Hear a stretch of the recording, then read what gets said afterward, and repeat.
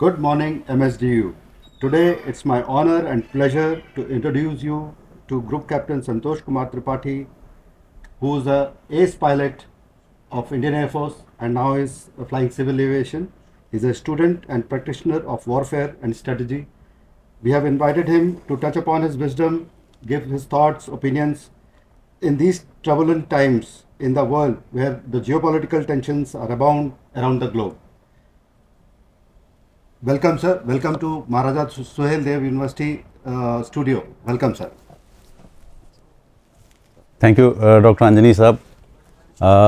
सबसे पहले मैं आपका बहुत बहुत आभार व्यक्त करूंगा कि आपने मुझे ये अवसर दिया और आपके दर्शकों को भी मैं बहुत बहुत धन्यवाद देता हूं जो हमें सुनेंगे या सुन रहे होंगे। इसके लिए आपको बहुत बहुत धन्यवाद। Thank you very much sir. Thank you for the kind words. और मैं बताना चाहूँगा कि हमारे साथ जो हमारे मेहमान हैं ग्रुप कैप्टन संतोष कुमार त्रिपाठी जी, वो इंडियन एयरफोर्स रिटायर्ड हैं। इन्होंने इनके पास में डिकेड्स ऑफ फ्लाइंग एक्सपीरियंस है। इन्होंने MiG-21, जगुआर्स और बाकी ट्रेनर एयरक्राफ्ट फ्लाई किया है और इन्होंने बहुत सारे कॉम्बैट ऑपरेशंस में पार्टिसिपेट किया है और इनके पास में एयरफोर्स से रिलेटेड बहुत सारे अचीवमेंट्स इनके स्लीव्स में पहने हुए हैं इन्होंने। और इन्होंने रिटायरमेंट लेने के बाद में सिविल एविएशन में ये सीनियर रैंक्स में हैं और इन्होंने भारतीय एयरफोर्स में रहते हुए इन्होंने बहुत सारे एजुकेशनल क्वालिफिकेशंस जो सेना में दिए जाते हैं, जैसे कि DSSC और ये ग्रेजुएट हैं इंडियन एयरफोर्स एकेडमी के। इन्होंने बहुत सारी यूनिट्स को कमांड किया है और इन्होंने बहुत सारे स्टूडेंट्स जो नए फाइटर पायलट्स वगैरह आते हैं उनको ट्रेन किया है। तो ये हैं हमारे मेहमान और ये बहुत ही एकेडमिक ओरिएंटेड हैं। इन्होंने एक पुस्तक भी लिखी है जो बहुत शॉर्टली अवेलेबल होगी। उस पुस्तक का नाम है beyond checklist, the human side of flying. तो सर एक बहुत ही एक्सपीरियंस से भरे हुए व्यक्ति हैं और हम उनको बहुत बहुत धन्यवाद करते हैं। और आप लोगों का ज़्यादा समय ना लेते हुए मैं सीधा सर से कुछ प्रश्न उत्तर करना चाहूँगा जो हमारे स्टूडेंट्स और हमारे फैकल्टी और हम सभी के लिए ज्ञानवर्धक होगा sir. Thank you in the first place. Thank you very much for the kind words that you spoke about me. Sir. Thank you very much. Yes, please go ahead. My first question would be, sir, कि I would like to request you to tell us how and why you chose the profession of arms and what your experiences have been there, what your guidance for the youth of our nation and especially to our university is concerned, sir. It's a very interesting story about my choice of armed forces, that too Indian Air Force, and in that also being a fighter pilot. This journey started when I was 5 years old. My father probably dreamt, I don't know what was his trigger and background, he dreamt that I should become a pilot. He did not mean fighter pilot. So keeping that, his expectations were my command. So I kept his expectations in my mind and started working towards that. You will not believe I did not write even a single other exam other than NDA the first time. And there is an interesting story. You know, where did I get the information about NDA? Because I am from a rural background. I used to stay in a village where things were not accessible. So it was raining and I was just walking by and I saw a page which was lying down and it was stuck to the mud because of rain. I just saw Dhawalpur house in that. Shahjahan Road, Dhawalpur house. I got very keen about it. I couldn't have pulled it out because it was in a very bad shape. So I waited, I protected that, I waited for the sun to rise and it dries up. I pulled it out, I got the address of NDA application. In those times, the application used to cost 2 rupees. I used to send the money order to Dhawalpur house and then the application. After 6 months or something, I had forgotten that I have done the money order and the application came. That is the beginning of my career for Indian Air Force. And I gave SSB, I got selected, did my training, and from training, as the dream was coming true, my father's expectations kept increasing, and those expectations again became my my guidelines, and I worked for that and did pretty well. And when you are fairly high in the merit list, then only you get fighter stream. So I was chosen for fighter stream, and thereafter rest is history, rest is story. And I really enjoyed flying fighters and it taught me a lot about life, about military life and everything. Thank you for the question, very lovely question. It is such nice, sir. I think आप एक message दे रहे हैं हमारे generation Z को, sir, कि इनको अपने माता पिता, अपने बड़ों का के फुटस्टेप्स पे चलना चाहिए, बिल्कुल उनसे बिल्कुल सीखना बिल्कुल चाहिए। बिल्कुल। माता पिता आज के कंटेम्प्रेरी वर्ल्ड के इन्वायरमेंट को न जानते हुए भी, लेकिन वो जो सोचते हैं उनकी सोच में बहुत गंभीरता होती है और उनको मालूम है कि आगे क्या होने वाला है। प्रॉब्ली वो उस ज़िंदगी को जी चुके होते हैं, उस समय के उस लाइफ के उस क्षण को जी चुके होते हैं। उनको मालूम है इस काम को करने का क्या परिणाम होगा और उस परिणाम को अच्छी तरह से वो कन्वे करना चाहते हैं अपने बच्चों को।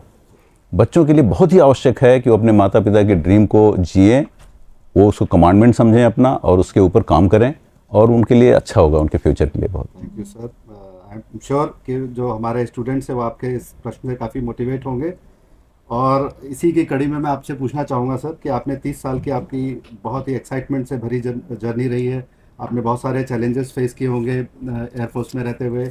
आपके फ्लाइंग के दौरान पे आपने कुछ चैलेंजेस फेस किए होंगे। मैं चाहूँगा कि आप थोड़ा सा हमारे स्टूडेंट्स को, हमारे फैकल्टी को, सबको उसके बारे में बताएं। डॉक्टर अंजनी जी, फाइटर फ्लाइंग हमेशा चैलेंजेस से भरी रहती है। एक चीज़ होती है फियर, फियर हमेशा रहता है। ऐसे बड़े सारे मित्र हमारे थे जो मिग-21 को लैंडिंग करते हुए देख के उन्होंने मना कर दिया कि मैं नहीं इसको फ्लाई करूँगा। लेकिन पता नहीं क्या मोटिवेशन था हमारे अंदर, क्या ऐसी अर्ज थी कि हम उस चैलेंज को टेकअप करना चाहते थे। उस चैलेंज को हमने टेकअप किया, बहुत ही इन्जॉय किया फ्लाइंग करते समय मिग-21। उसके बाद धीरे धीरे जहाज़ चेंज हुए, जैगुआर फ्लाई किया, ट्रेनिंग एयरक्राफ्ट में इश्क करा, किरण हॉककुक भी एक आध दो सॉरी फ्लाई करिए।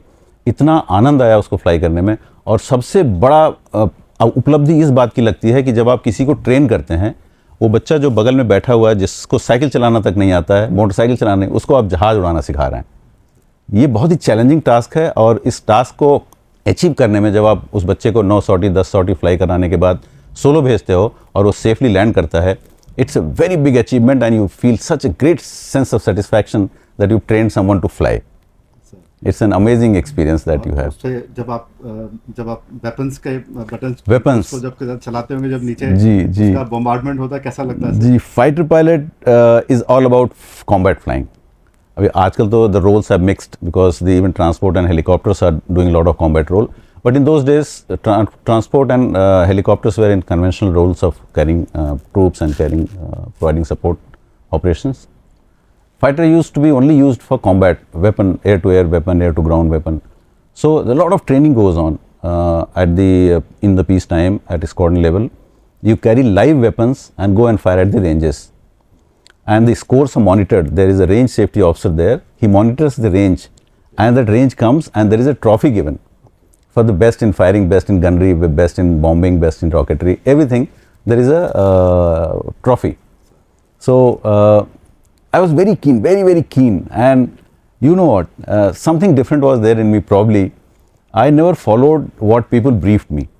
They said, okay, hold this thing there, and everybody had their own technique. I had my own technique. That is standard operating Standard operating procedure. So I will get my paper on the pin, and when I drop the bomb, it will go somewhere there in the this thing. Sure. And when you hear that voice of the RSO, range safety officer, that it was a direct hit, Okay. I mean, it gives you immense pleasure. Okay, this sense of achievement you can't express. It's always a wonder sir. और मैं हमेशा ये सोचता रहा हूँ कि जब आप हवा में रहते होंगे और दूसरे एयरक्राफ्ट, मान लीजिए एनिमी एयरक्राफ्ट आपके आसपास फ्लाई करते होंगे, जी। तो आप उस चैलेंज से गुजरते होंगे, किस एक्साइटमेंट से गुजरते होंगे, वो उसके बारे में अगर कुछ जी जी जी, सर। वो बहुत ही एक्साइटेड, बहुत ही एक्साइटिंग होता है, बहुत ही चैलेंजिंग होता है। अंदर से डर होता है, अंदर से एक जज्बा भी होता है कि हम देश के लिए लड़ रहे हैं। फाइटर पायलट का काम ही लड़ना होता है। कुछ ऐसी परिस्थितियों में मैंने फ्लाइंग किया हुआ है जिसके बारे में बहुत ज़्यादा डिटेल में नहीं बता सकता, लेकिन कारगिल वॉर के समय पे जिसमें से बगल से मिसाइल निकली हुई है। अच्छा सर। देखिए, कुछ किसी रोल में इमेजिन कॉम्बैट में थे हम लोग, बगल से air surface to air missile निकली है और हम लोगों को ऐसे देख के हालत ख़राब हो गई थी उस समय, लेकिन फिर भी डटे रहे उस पर, अपना मिशन कंप्लीट किया हमने और वापस आए। वापस आने के बाद चर्चा का विषय बन गया, फिर उसके बाद सब कहानियाँ सुन रहे थे उसके बारे में। But that was very exciting experience of having seeing a missile passing by you without hitting you.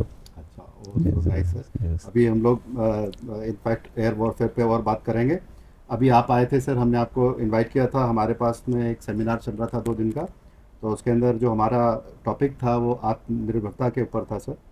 तो मैं आपसे आपके सर्विस करियर में आपने बहुत सारे ऐसे एक्विजिशन के भी काम किए हैं सर, इक्विपमेंट के। तो जो डी क्लासिफाइड हो, जो आप बता सकते हैं जितना सर, उतना अगर आप हमें बताएं कि ये जो आत्मनिर्भरता है ये इम्पोर्टेंट क्यों है, और कोई फर्स्ट हैंड एक्सपीरियंस आपका इस जैसे किसी मिलिट्री इक्विपमेंट को लेने में रहा हो, और इसके हमारे लिए, भारत के लिए क्या चैलेंजेस है आत्मनिर्भरता में सर? अंजनी जी देखिए, आत्मनिर्भर बनने के लिए बहुत ज़्यादा रिसर्च और डेवलपमेंट की ज़रूरत होती है। पैसे बहुत लगते हैं, समय बहुत लगता है, दिमाग बहुत लगता है, और कोई चीज़ कोई टेक्नोलॉजी जब तक मैच्योर होती है तब तक बाकी टेक्नोलॉजी उसको सुपरसीड कर जाती हैं, आगे बढ़ जाती हैं। तो वो अच्छा, वॉरफेयर में जो सबसे एडवांस्ड है वही सबसे आगे है, वही एज है उसके पास, वही जीतेगा। और अगर हम आज के 20 साल में कोई चीज़ डेवलप करते हैं जो पिछले 20 साल में डेवलप हो चुकी है, तो उसका ज़्यादा मतलब नहीं होता। इसलिए हमें कंटेम्प्रेरी रहना है और अपना डेवलपमेंट बना के खुद अपना इक्विपमेंट बनाना है, जिससे हम अपना वेपन सिस्टम फायर करें। हमें दूसरों के ऊपर निर्भर रहने में सबसे बड़ा चैलेंज ये होता है कि जैसे सपोज़ हमारे पास वेपन सिस्टम है, उसकी मिसाइल्स जो है, जो इंटीग्रेटेड है हमारे एयरक्राफ्ट के साथ, वो किसी और देश ने भेजा है हमें। उसका जो सोर्स कोड होता है, उसका जो सॉफ्टवेयर होता है, वो उनके द्वारा कंट्रोल होता है, उसके बारे में हमें कोई जानकारी नहीं मिलती। इवन जो लाइसेंस प्रोडक्शंस होते हैं, लाइसेंस प्रोडक्शंस में हमें ज़्यादा कुछ पता नहीं चलता। वो हमें ब्लॉक्स में सामान, मॉड्यूल्स में सामान दे देते हैं, हम उसको असेंबल करके बड़े खुश होते हैं और जहाज़ प्रोड्यूस कर देते हैं। लेकिन असली चीज़ तो वेपन सिस्टम में है। जब तक वेपन सिस्टम उसमें लगेगा नहीं, फायर नहीं होगा और जाके मिसाइल जहाँ पे इंटेंडेड टारगेट पे हिट नहीं करेगी, तब तक उसका कोई पर्पज़ नहीं होता। तो ये सॉफ्टवेयर और सोर्स कोड जो होते हैं मिसाइल्स वगैरह के, ये बहुत ज़रूरी हैं। इसलिए आत्मनिर्भर होना इतना ज़रूरी है। सपोज़ कल हम लड़ाई लड़ रहे हैं अपने एडवर्सरी से और हम विदेशों का वेपन सिस्टम इस्तेमाल कर रहे हैं उसमें, लेकिन जो जिसके अगेंस्ट लड़ रहे हैं उसकी दोस्ती हो गई उस सप्लायर से, OEM से, ओरिजिनल इक्विपमेंट मैन्युफैक्चरर से, और उसने कहा हम भाई सोर्स कोड नहीं देंगे, हम रिपेयर नहीं देंगे, हम स्पेयर नहीं देंगे, अपग्रेड नहीं करेंगे, ये सारी बातें हम नहीं करेंगे। आप बस आप क्या कर पाएंगे उस समय? तो इसलिए इतना ज़रूरी है, इतना आवश्यक है कि आत्मनिर्भर होना, स्पेशली डिफेंस के फील्ड में आत्मनिर्भर होना बहुत ज़रूरी है। बिल्कुल sir, there are no runners up in war. There no runners up in war, exactly, आप बिल्कुल सही बोल रहे हैं जी। और आप सही कह रहे हैं सर। मैं समझता हूँ कि जैसे एक छोटा सा देश है इजराइल से, जिसके अंदर करीब 1 करोड़ की पॉपुलेशन होगी, फिर भी वो देखे कितना एडवांस्ड है हर फील्ड में, और हम लोग 150 करोड़ लगभग हमारी पॉपुलेशन है, और हमें बहुत कुछ सीखना है, बहुत कुछ बढ़ना है। There are miles to go to achieve various like initiatives. बिल्कुल सर, इसी क्रम में मैं आपसे मैंने देखा है सर कि जो अभी रिसेंट कॉन्फ्लिक्ट्स हो रही हैं, चाहे वो इंडिया पाकिस्तान की रही हो, चाहे रशिया यूक्रेन की रही हो, और अभी लेटेस्ट जो इज़राइल US वर्सेस ईरान रही हो, तो इसमें मैंने देखा है एरोस्पेस पावर की काफ़ी ज़्यादा महत्व है सर। ये ज़्यादातर ये एरोस्पेस पावर पे ही ओरिएंटेड रही है सर। तो आपका क्या ओपिनियन है इसके बारे में कि क्या सिर्फ केवल एरोस्पेस पावर ही इम्पोर्टेंट है, या हमारे अदर एस्पेक्ट्स हैं वो इम्पोर्टेंट है? और इस पूरे वॉरफेयर की गेम में क्या, जो जैसा हम मानते हैं कि it's a comprehensive national power which is there, तो इस पर थोड़ा सा लाइट थ्रो करिए सर इन रिसेंट कॉन्फ्लिक्ट्स के मद्देनज़र। एयर स्पेस पावर की जो अपनी कैरेक्टरिस्टिक्स हैं, सबसे इम्पोर्टेंट कैरेक्टरिस्टिक्स है कि फ्लेक्सिबिलिटी है, रीच है और स्विफ्टनेस है। आप जितनी जल्दी जहाँ चाहें पहुँच सकते हैं, और जितनी स्पीड से पहुँच सकते हैं, वेट ऑफ अटैक कैरी कर सकते हैं एक जगह से दूसरी जगह पे। सपोज़ आपको 2 टन का लोड कैरी करना, आप ट्रेन से ले जा रहे हैं, उसमें दिनों लगेंगे, महीनों लगेंगे, लेकिन वही चीज़ आप एयरक्राफ्ट में लोड करके ले जा रहे हैं। ट्रूप्स को आपको कैरी करना है एक जगह से दूसरी जगह पे। सपोज़ हिंदुस्तान, इंडिया, भारत के केस में आप देख लीजिए, अगर हमें वेस्टर्न सेक्टर से ईस्टर्न सेक्टर में ट्रांसफ़र करना पड़ा और ट्रेन से जा रहे हैं वो, तो महीनों लग जाएंगे उन्हें पहुँचने में सब कुछ। लेकिन वही चीज़ आज हमारे पास ग्लोब मास्टर है, C-130s हैं, एयरक्राफ्ट है, वो उनको क्विकली शिफ्ट कर देते हैं, ट्रांसफ़र कर देते हैं। इसलिए एरोस्पेस पावर तो ज़रूरी है ही है, बहुत ही ज़रूरी है। इराक और ईरान, इज़राइल और अमेरिका का जो लड़ाई चल रही है अभी, उसमें तो सबसे बर्निंग एग्जांपल है कि एरोस्पेस पावर का प्योरली इस्तेमाल हो रहा है। उसमें अभी बूट्स ऑन ग्राउंड तो पहुँचे नहीं वहाँ पे, क्योंकि जब तक ईरान उसको सॉफ्टन नहीं कर देगा टारगेट को, ईरान के टारगेट को, US और इज़राइल, तब तक अपना आर्मी को भेजेगा नहीं। अल्टीमेट विक्ट्री, इसलिए इंटरऑपरेबिलिटी होती है कि ultimate victory is by army, ultimate victory is by foot on the ground, boot on the ground. लेकिन to put the boot on the ground, the area has to be safe, area has to be softened up, and the softening part is done by the air power, aerospace power. बिल्कुल sir, आपसे हमें समझ में आया कि ये पूरी जो लड़ाई है आज के दिनों में वो पूरे देश की एक लड़ाई है, उसमें सबका पार्टिसिपेशन रिक्वायर्ड है सर, वो चाहे सिटीज़न हो, चाहे स्टूडेंट हो, चाहे NGOs हो, हमारे कोई भी ऑर्गेनाइजेशंस हो, social organisations, I think everybody will have to participate indirectly into the warfare. बिल्कुल बिल्कुल, उसमें आर्मी एयरफोर्स जब लड़ती है तो उसके पीछे बड़े सारा सपोर्ट होता है, देश का सपोर्ट होता है, पॉलिटिकल लीडरशिप का सपोर्ट होता है, एनर्जी सिक्योरिटी होती है, उसको फ्यूल चाहिए तो चाहिए, फ्यूल बिना फ्यूल के जहाज नहीं उड़ पाएगा, उसको वेपन सिस्टम चाहिए, उसको प्रोक्योर करने के लिए गवर्नमेंट का विल चाहिए, पैसा चाहिए, टैक्स पेयर की मनी चाहिए, everything is required put together, then only the combat, हाँ, इन कॉम्प्रहेंसिव कॉम्बैट पोटेंशियल तभी डेवलप होता है जो उसमें सारे एलिमेंट्स इक्वली कंट्रीब्यूट कर रहे हैं। बिल्कुल सर, मैंने किसी आर्म फोर्सेस में सुना था, वो कहते हैं कि एक लड़ाई होती है तब वो जो ग्राउंड फोर्सेस होते हैं उनके अंदर आर्टिलरी होती है, टैंक्स होते हैं और इन्फेंट्री होती है, तो सब अपनी अपनी बड़ाई करते हैं कि मैं गॉड ऑफ वॉर हूँ, मैं फलाना हूँ, ढकाना हूँ, जी जी, और then there is a saying that infantry man stood silent with victory at his feet. वो जो राइफल लेके चलने वाला होता है वो सबसे ज्यादा डैमेज खाता है और वही खड़ा होता है, उसके नीचे ही विक्ट्री होती है। बिल्कुल, ये एक कहावत सुनी थी आपने, उसके बारे में आज boot on the ground, yes, बड़ा अच्छा लगा सर। अभी मैं आता हूँ सर, जो हमारे भारत और पाकिस्तान के संदर्भ में है कि अभी जब से हमारी करंट गवर्नमेंट आई है तो हमारी एक प्रोएक्टिव पॉलिसी रही है टेररिज्म के खिलाफ। तो आपने देखा कि उरी का इंसिडेंट हुआ और पुलवामा का इंसिडेंट हुआ, और अभी जो एक टूरिस्ट प्लेस में हुआ था इंसिडेंट, तो पहला वाला इंसिडेंट तो शायद सर्जिकल स्ट्राइक हुई थी जिसके अंदर लैंड फोर्सेस ने काम किया था, और उसके बाद दोनों जो हमारे वो थे इवेंट्स, उसके अंदर एरोस्पेस पावर की काफ़ी ज़्यादा वैल्यू थी सर, उन्होंने ही काम किया था, टेररिस्ट टारगेट्स को डिस्ट्रॉय किया था। और ऑप सिंदूर में तो आप लोगों ने बड़ा कमाल कर दिया सर। तो मैं चाहूँगा कि आप थोड़ा सा जो भी आप बता सकते हैं इसके बारे में, उसके बारे में देखिए, उरी अटैक के बाद जो ग्राउंड ऑपरेशंस हुए थे वो तो वेल नोन है। LOC से थोड़ा सा अंदर जाके ऑपरेशन बहुत ही सर्जिकली, बहुत ही स्विफ्टली, बहुत ही सक्सेसफुली किया गया था। kudos to army, the personnel, the jawans who had participated in that, good work done by them. Now coming to Balakot strike. Balakot strike was very daring strike because the aircraft had to cross the LOC, strike them, come back safely. That was the point. 2-3 things that I would like to mention. One is the secrecy of the information. Balakot strike के बारे में, जिस दिन Balakot strike plan हो रही थी रात में, उस दिन शाम को 6 बजे प्रधानमंत्री उसका मेमोरियल का उद्घाटन कर रहे थे और इतने कूल काम थे कि उनको देखने से ऐसा लग नहीं रहा था कि ऐसे कुछ प्लानिंग चल रही है। तो ये बड़ी नोटिस करने वाली चीज़ है। रात में प्लानिंग हुई, सब कुछ हुआ, वेपन सिस्टम्स लोड हुए, किसी को कानो कान कोई खबर नहीं हुई, एयरक्राफ्ट टेक ऑफ किए, एक भी आरटी कॉल नहीं गई, आरटी साइलेंस था पूरा, नो आरटी स्ट्राइक मिशन था। लोग गए वहाँ पे, स्ट्राइक करके आ गए। रेडियो टेलीफोन जो पायलट्स आपस में बात करते हैं, ATC से बात करते हैं, तो बिना किसी बात के, बिना किसी ट्रांसमिशन के वो गए टेक, क्योंकि ट्रांसमिशन करेंगे तो उसको भी पता चलेगा, दुश्मन को भी पता चलेगा कुछ बात चल रही है, और उससे उनको सतर्क हो जाते हैं वो। तो सतर्कता इतनी ज़्यादा बरती गई, इतना ज़्यादा सीक्रेसी बरती गई कि उस दौरान कोई भी बात किसी को नहीं पता चली। जो लोग पार्टिसिपेट कर रहे थे वो उनको एक जगह बंद कर दिया गया था, सारे मोबाइल फ़ोन सब कुछ बंद हो गए थे, किसी से कोई बातचीत नहीं हो रही थी, जितने पायलट्स उसमें पार्टिसिपेट कर रहे थे। गए, मिशन सक्सेसफुल हुआ, स्ट्राइक करके आए। अब स्ट्राइक करके वो आ गए, सक्सेसफुल स्ट्राइक रही। उसके बाद क्या हुआ, पॉलिटिकल चीज़ें हैं, उसके बारे में बात करने कोई फ़ायदा नहीं है, लेकिन बहुत ही सक्सेसफुल स्ट्राइक रही और उसने एडवर्सरी जिस देश के ऊपर स्ट्राइक हुई थी उसकी कमर तोड़ दी थी, मॉरली एटलीस्ट। उसके बाद अगले दिन, दूसरे दिन, तीसरे दिन क्या हुआ वो हिस्ट्री है, सबको पता है। वो तो post war outcome, post war activity के आउटकम है, वो सब होता रहता है। लेकिन उसके बाद भी गवर्नमेंट का विल पावर इतना स्ट्रांग था, पॉलिटिकल लीडरशिप इतनी स्ट्रांग थी कि हमारा जो बंदा जो पायलट पकड़ा गया था वो भी 1-2 दिन के अंदर में वापस आ गया और सुरक्षित वापस आ गया।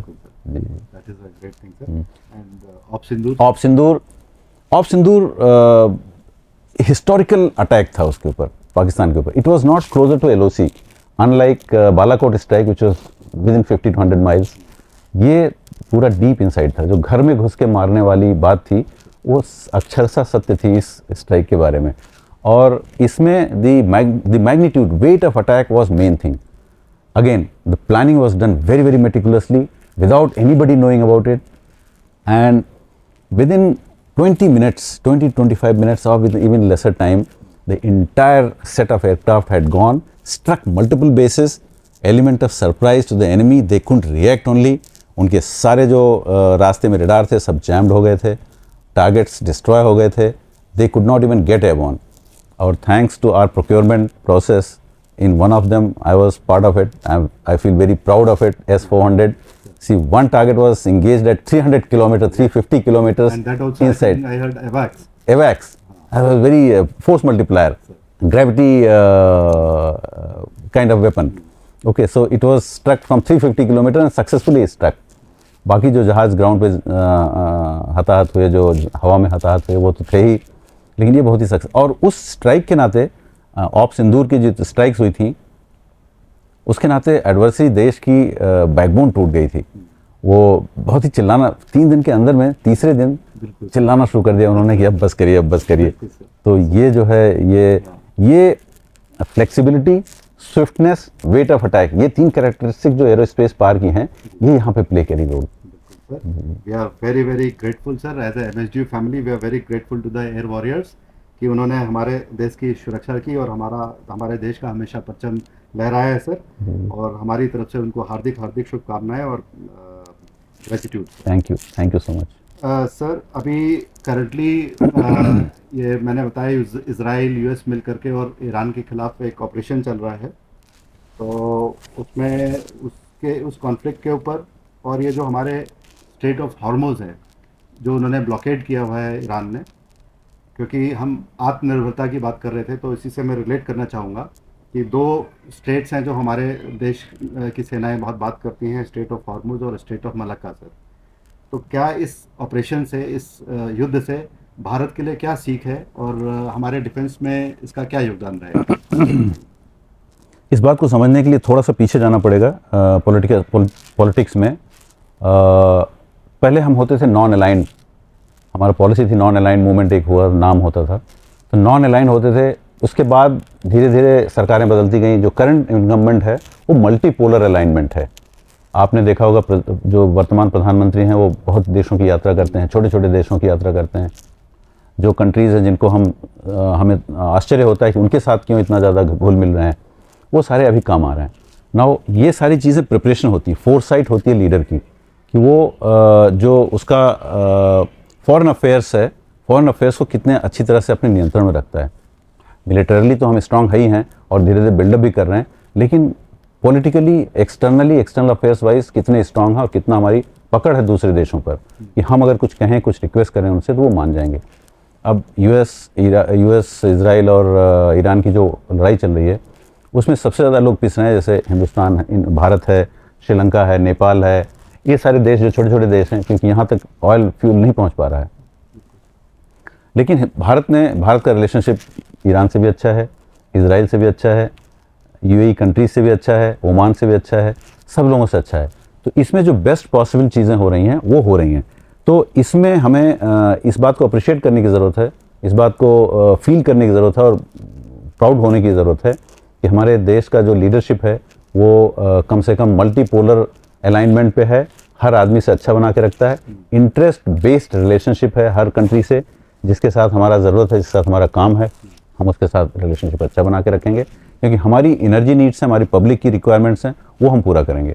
ऐसा नहीं है कि अमेरिका या कोई भी बड़ा देश है जो चौधराहट कर रहा है, जो बॉस बनने की कोशिश कर रहा है, हम उसके सामने झुक जाएं। एक फॉरेन अफेयर्स को हैंडल करने की ज़रूरत होती है, का तरीका होता है, उस तरह से हमारी लीडरशिप हैंडल कर रही है और ये बहुत ही अच्छी बात है। थोड़ा बहुत उसका इम्पैक्ट हमारे ऊपर आया था ज़रूर शुरू में, लेकिन हमारी एनर्जी सिक्योरिटी मेंटेन्ड है, primarily because the foreign affairs activities and relationship with other countries were intact, were made good. Sir हमको ये हॉर्मूज और मलक्का स्टेट्स का भी ख्याल रखना पड़ेगा। बिल्कुल बिल्कुल, इसीलिए अंडमान निकोबार का जो बेस बन रहा है, हाँ, उस पर भी हम लोग सो ये this is again can be taken as a foresight of the government that Malacca strait and the Andaman Nicobar island का जो डेवलपमेंट चल रहा है वो मिलिट्री के एस्पेक्ट्स, पर्पसेस को लेके दिमाग में डेवलपमेंट हो रहे हैं उनके, क्योंकि हमें मलाक्का स्टेट को it comes under a area of interest, like Hormuz में हमारे एरिया ऑफ इंटरेस्ट में, बिकॉज वहाँ से हमारे शिप्स आते हैं, एरिया ऑफ इंटरेस्ट में है। तो हमारी जो पहुंच है, अगेन एरोस्पेस पार्क की बात यहाँ फिर से आ जाती है, हमारी जो पहुंच है, इसलिए हमारे बहुत सारे एयर मिड एयर रिफ्यूलर्स आए हुए हैं, लॉन्ग रेंज मिसाइल सिस्टम्स आए हुए हैं, लॉन्ग रेंज एयरक्राफ्ट हमारे पास आ रहे हैं कि हम अगर हमें चाहा, हमें ज़रूरत पड़ी तो हम जाके वहाँ पे अपने एरिया ऑफ इंटरेस्ट में अपना काम कर सकें। सर एक आजकल टेक्नोलॉजी की बात होती रहती है, तो मैं आपसे ओपिनियन लेना चाहूँगा कि ये जो टेक्नोलॉजी है और वर्सेस ह्यूमन डेवलप जजमेंट है सर, तो एविएशन और वॉरफेयर या किसी ह्यूमन डिसीजन में सर आप किसको महत्व देते हैं और कितना योगदान है इसका सर? देखिए, टेक्नोलॉजी जो है वो असिस्टेंट है आपकी, लेकिन ह्यूमन जजमेंट जो है वो मास्टर है। अल्टीमेटली ह्यूमन जजमेंट ही काम करेगा। एआई आपको हेल्प कर सकती है किसी चीज़ को डिसाइड करने में, या जो नॉर्मल टेक्नोलॉजीज हैं वो आपको हेल्प कर सकती हैं असिस्ट करने में, लेकिन अल्टीमेट डिसीजन, वो बटन दबाने वाला काम तो आप इंसान को ही करना पड़ेगा, आदमी को ही करना पड़ेगा। क्योंकि अगर हर चीज़ कंप्यूटर के बेस पे छोड़ दी जाए तो कंप्यूटर के अंदर जो एल्गोरिथम होता है उस एल्गोरिथम के ऊपर अपना काम कर देगा। वो डिस्क्रिशन इस्तेमाल नहीं करता। डिस्क्रिशनरी विजडम जो होती है वो ह्यूमन के अंदर ही होती है, इसलिए human can not be dispensed with. Ultimate judgement, ultimate decision has to be taken by humans, because the multiple factors that a human mind can process before taking a decision, it cannot, everything cannot be catered for and fed inside the AI or the software, so which caters for the ultimate and successful decision. As of now, AI cannot match our As brain. of now, AI cannot match our brain, and AI cannot replace human judgment. Okay, sir. That is for sure. Sir, I would just like to know कि sir आप लोग तो जो हमारे soldiers होते हैं वो frontiers में लड़ाई करते हैं, डायरेक्टली पार्टिसिपेट करते हैं सर, और हम यहाँ पे एज ए कॉमन सिटीजन हम इस देश के लिए देश की ताकत बढ़ाने के लिए क्या कर सकते हैं, संक्षेप में बताएं सर। देश की ताकत बढ़ाने के लिए कई सारी चीज़ें हैं। जैसे सरकार ने आत्मनिर्भरता के ऊपर बड़े सारे स्कीम्स निकाली हुई हैं। MSMEs हैं, छोटे छोटे जो स्मॉल सेक्टर्स इंडस्ट्रीज़ हैं उनको प्रोग्रेस करने के लिए कर रहे हैं। जो रिसर्च स्कॉलर्स हैं, यूनिवर्सिटीज़ हैं, आपकी यूनिवर्सिटी है, उसमें जो पॉलिटिकल साइंस के स्टूडेंट्स हैं, जो साइंस वाले स्टूडेंट्स हैं, उन सबको पार्टिसिपेट करना चाहिए इसमें, to bring out something. There are multiple facets of technology where the research and development can take place. At least academically your university can contribute in those things. Sir एक दो personal question पूछूंगा आपसे। जी। सबसे पहले ये बताइए सर, आपने हमारी यूनिवर्सिटी को विजिट किया, पहली बार किया है सर, आपको हमारी महाराजा सुहेलदेव यूनिवर्सिटी में विजिट करके कैसा लगा सर? मैं बहुत ही ईमानदारी से बता रहा हूँ आपको कि मैं बहुत ही प्रभावित हुआ। यूनिवर्सिटी देखने में बाहर से छोटी लग रही है, ऑर्गेनाइजेशन में है, डेवलपमेंट फेज़ में है, इवॉल्वमेंट फेज़ में है, बट जिस स्तर तक पहुँच चुकी है वो सराहनीय है। बच्चों का मोटिवेशन देखा मैंने एक लेक्चर दिया छोटा सा जो आपने इनवाइट किया था। बच्चों का इंटरेस्ट, उनके सवाल जो पूछ रहे थे, सवाल जो आ रहे थे बहुत ही इंटेलिजेंट, बहुत ही शार्प सवाल आ रहे थे उनके पास से। मैं बहुत ही खुश हुआ क्योंकि फैकल्टी ऑफ पॉलिटिकल साइंस के थे, लेकिन बहुत सारे बच्चे बैठे हुए थे, बहुत सारे टीचर्स बैठे हुए थे। सब लोगों ने बहुत ही इंटरेस्ट के साथ पार्टिसिपेट किया, and I was shocked and surprised that such intelligent questions are coming from those students who are apparently looking very ordinary, very simple. That was very, very encouraging, very, very motivating for me, because when I started my lecture, I told him that my lecture is aimed at people sitting at the back, the students, I meant the students, political science के students, because army can stand at the border, but you will become IS tomorrow, you will become somebody in the JS, air, in MOD, or places like that, and you will acquire the weapon system for us. You will manage money for us, you will manage energy for us, everything is care of you. So it is your role is very, very important. So the youth today has got very, very important role to play, a very positive role. They have to start thinking about all these things rather than just studying, doing degrees. Degree can get you job, but understanding, knowledge and all these things will give you trajectory. And once your trajectory is steep, the country's trajectory will be steep. Okay, sir. Sir, you have always touched the sky with glory. So, in the end, I would like to ask you, sir, why should a student of MSDU follow your footsteps, and what he gets by becoming an air warrior or a land warrior or a sea warrior, sir?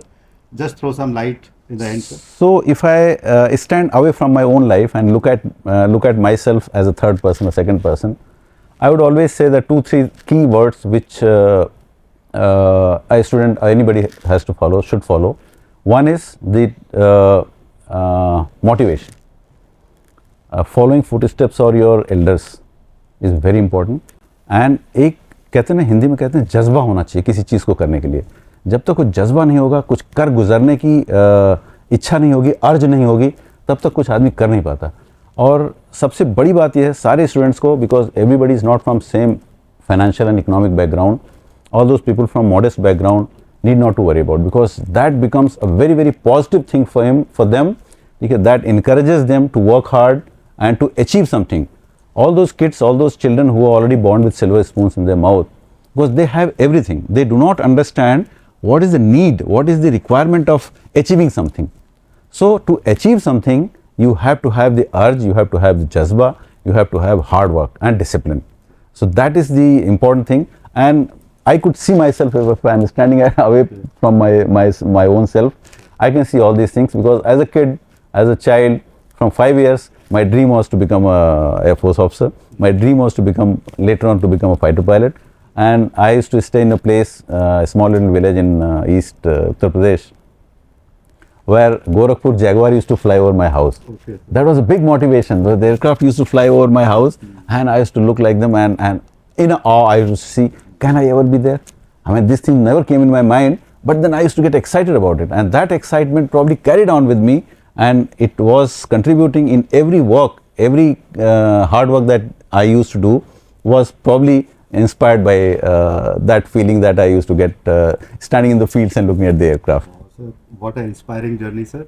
We are grateful that you visited us and you spared your time to talk to us, and I'm sure your good words about the university has motivated us to do a lot. In future we will develop into a very good university, sir, and it has been an honor interacting with you. We are very very thankful to you, sir. Thank you very much. Thank It you was very an much, sir. honor coming here. And thank you so much for inviting me here. Grateful, sir. And thanks a lot. Thanks a lot. Thanks, sir. Great.